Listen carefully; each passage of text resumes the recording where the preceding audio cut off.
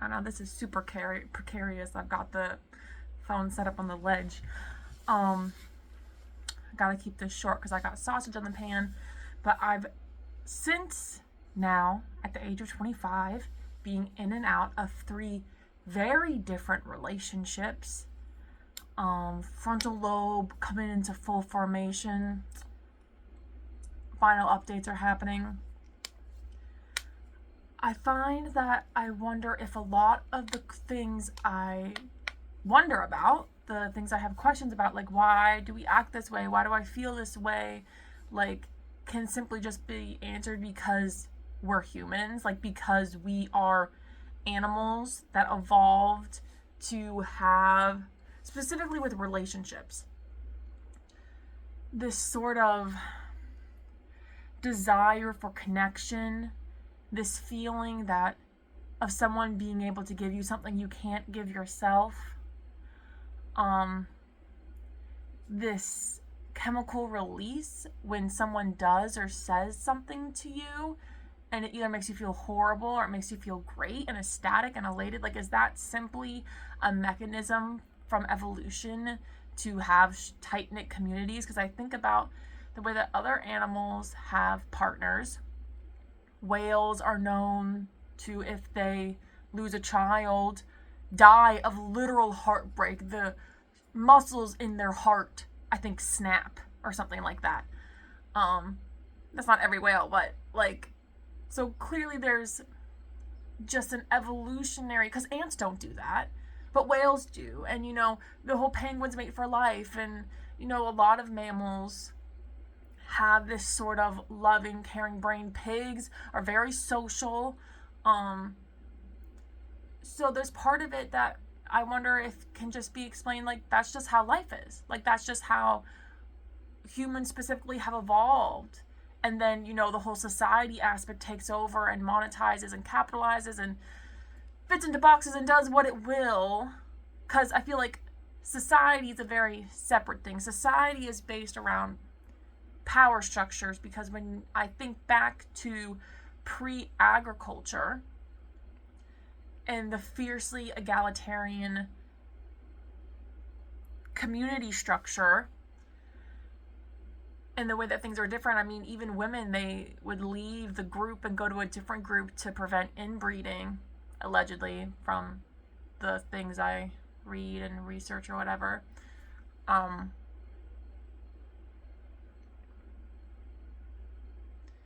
That wasn't my point. I totally lost my point.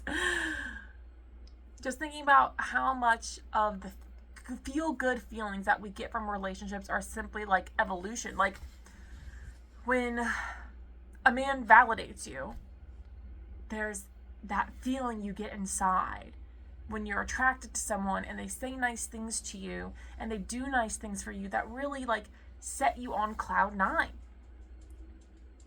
And maybe that's just human.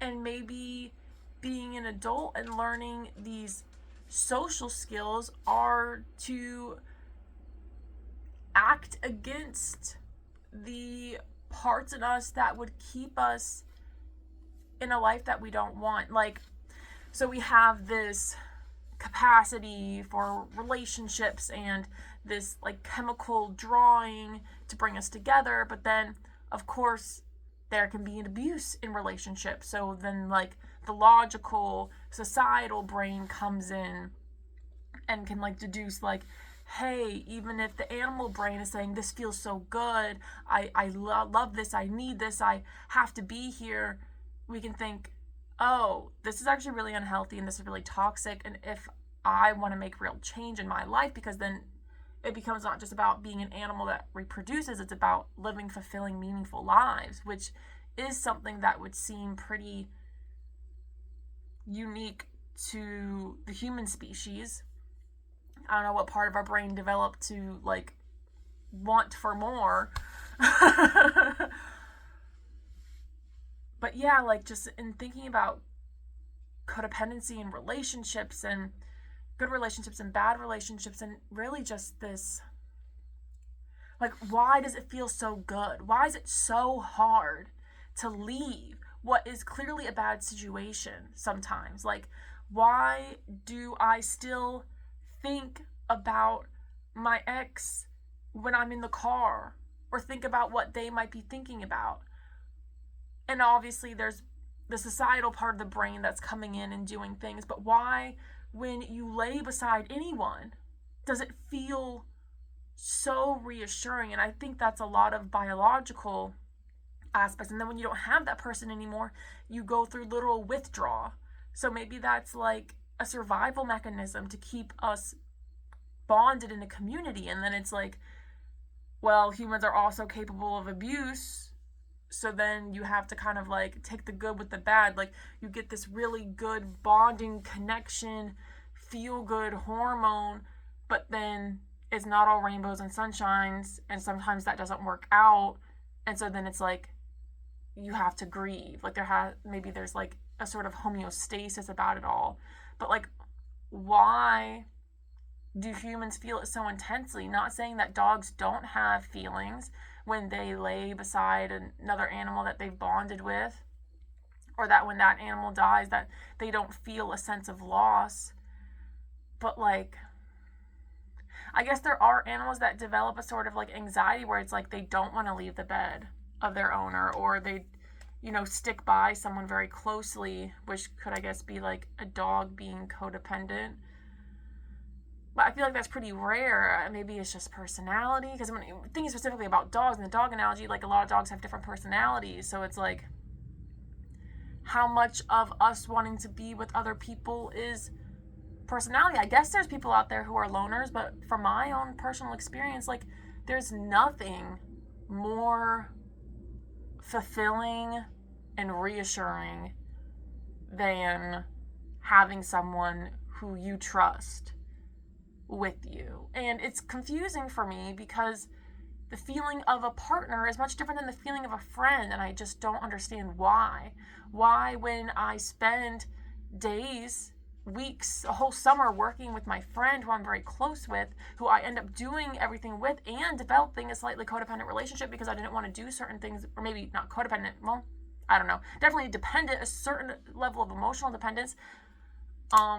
But then when she left, it was just like, oh, I miss you, but it wasn't this like heartbreak. It wasn't this like withdrawal of like that intensity. So is it like, is there a separate part of our brains that have evolved for romance and sexual partners to then keep us kind of connected and linked to this person, so that when they leave, we want to chase after them and be insane and make bad decisions? Like, what is that? Could it really just all be social conditioning if we were all raised different?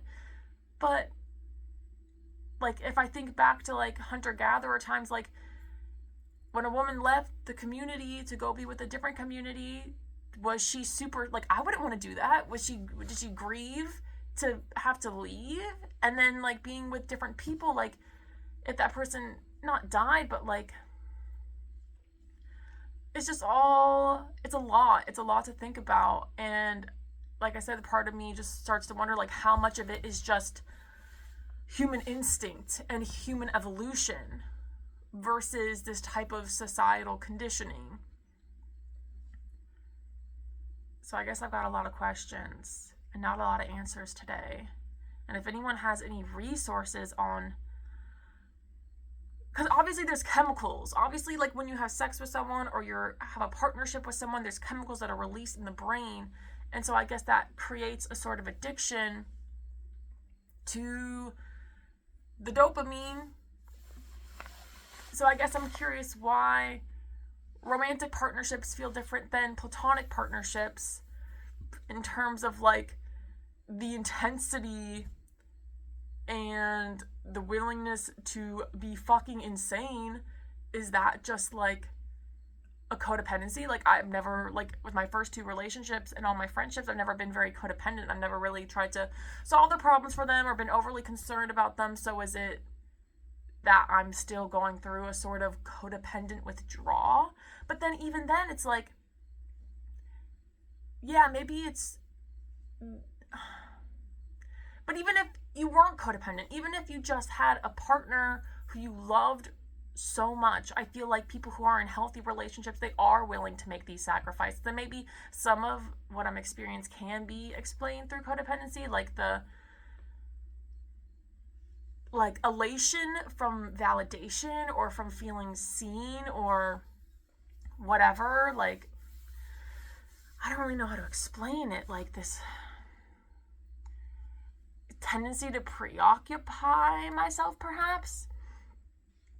I don't know. But then, like I said, like there are plenty of healthy romantic relationships where there's still intensity, but there isn't codependency or toxicity, and it's rather an interdependence. And I think about my friends who are in these long-term healthy relationships, and I just think, what would you do if they died? Or if they left? Like, what would happen? Like, how do you deal with that? I'm getting emotional.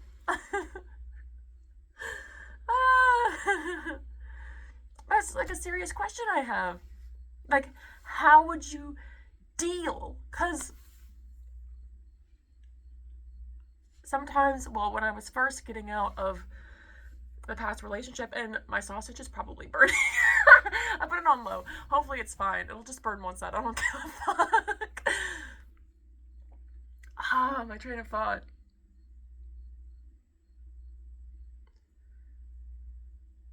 My friends and their relationships and grieving and yeah, I mean, obviously you would grieve, but then it's like almost this feeling of what would you do with yourself? Not that you don't have your own life that's worth living, but you become so attached to someone because I guess it's like in the community that would be mutually beneficial for people to be willing to make sacrifices for each other and to go the extra distance and put themselves out to support that. Sorry, I keep on looking over here because the trees are so pretty and it's kind of weird looking at myself. Yeah, I just think about my friends in these really good long-term relationships and I wonder what would you do without them? Because it's not like I haven't lost people. Like, I've had, I don't want to trauma dump, but I've had